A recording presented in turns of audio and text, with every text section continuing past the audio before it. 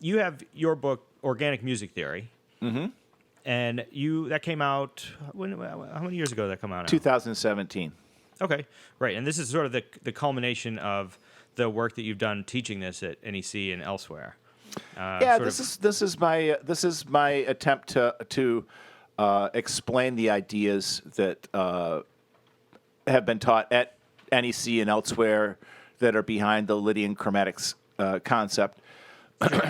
Just in my own words, in a way that hopefully can demystify it and at the same time give real a much more clearer understanding and a clearer understanding of its origins and the contributions that George Russell gave. Sure. And it's a great book. I think you did a great job of not only, I think, clarifying a lot of the stuff, but also it being, I think it comes out in your own voice. Like it is a very, I think, approachable thing because you speak in your own terms. You as a person are not an overtly academic style. Like you're not coming in here in a tweed jacket or whatever, telling us what we have to think or anything like that. No, you've got a very open perception on it. So, but I think it comes out in the book, and it's a comprehensive approach to this. Yeah. If anybody wants to check this stuff out, there's a whole wide thing, but of course there's the Lydian chromatic concept of tonal organization, George Russell's book, and then also Organic Music Theory covers some of these things, maybe from a slightly different perspective, but from your own experience in music sort of on a grand scale.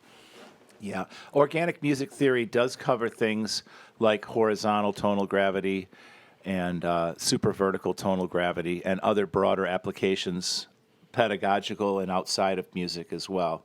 Yeah.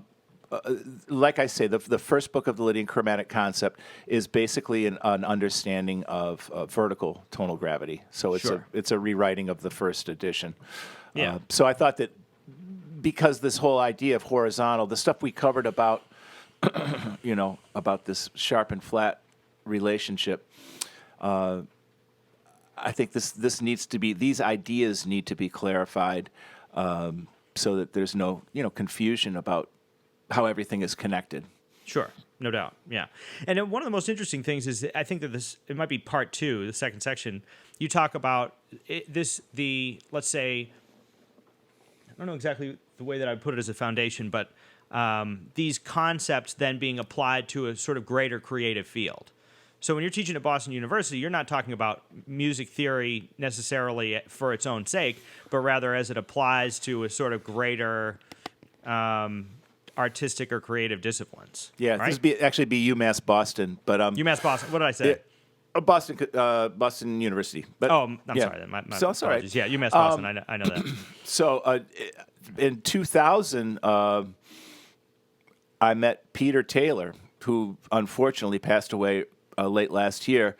He started the Creative and Critical Thinking department at UMass Boston. I met him because a friend of his, Brad Bellows, has triplets who were at that time. I started teaching them when they were 8 years old until they were just about ready to go off to college. We would have recitals at our house, and much in the same way that the concept doesn't legislate taste, I would kind of facilitate teaching kids in a way. Sure. Okay. So that everyone was writing their own music and creating their own. I was just working with each one of them to help them create unique music for themselves. At the same time, learning about music and ear training and historical languages and all that stuff. Okay, so anyways, we had very entertaining concerts here of original music. I remember a couple of them. Amazing. And then we would have guest artists. George Russell came many times. Also, Rand Blake performed. Joe Maneri performed. David Azarian, when he was alive, he performed. Mark Rossi, Diana Fisher. And others. But at one of these, Brad Bellows came, and he was really, Peter Taylor came with Brad, and Peter he was always such an inquisitive, beautiful guy. He immediately saw that, wow, this would be a really great thing to somehow design a class for this department, this creative and critical thinking department, and he asked me if I would give a stab at it, and I said, well, Peter, I just had a bachelor's in jazz composition. He goes, I think you're you just give it a stab and see what you can do. And I did. I designed a class for non-musicians based on this idea of vertical and horizontal tonal gravity.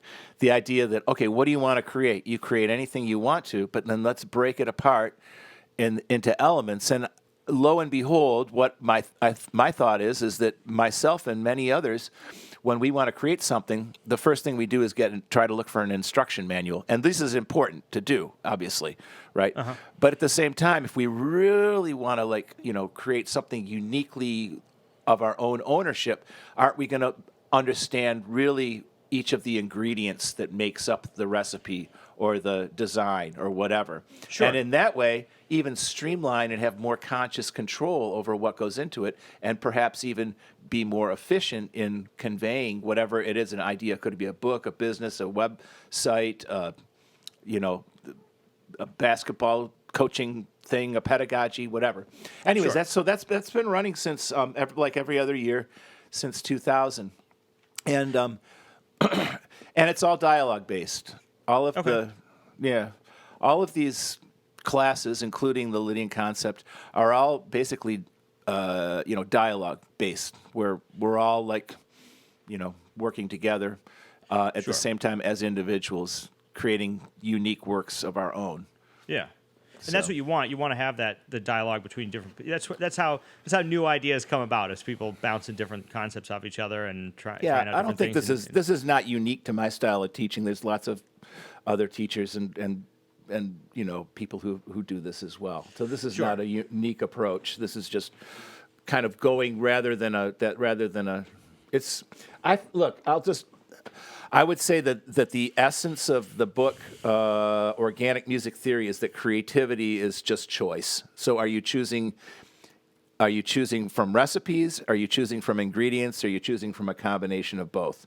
And just realizing the freedom. So anybody who's ever made choices is inherently creative.